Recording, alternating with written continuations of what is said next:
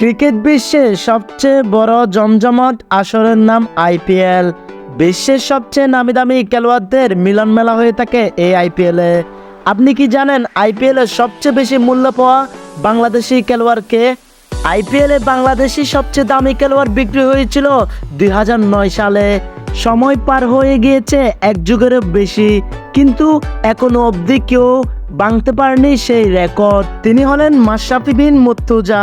নিলামের শুরু থেকেই তাকে নিয়ে কারাকারি শুরু করেন সকল ফ্রাঞ্চাইজিগুলো। সে সময়কার কলকাতার মালিক ছিলেন অভিনেত্রী জুহি চাওলা। অন্যদিকে পাঞ্জাব সুপার কিংসের মালিক ছিলেন অভিনেত্রী প্রীতি জিন্দা। নিলামে মাশরাফির মূল্য ছিল শুধুমাত্র $50,000।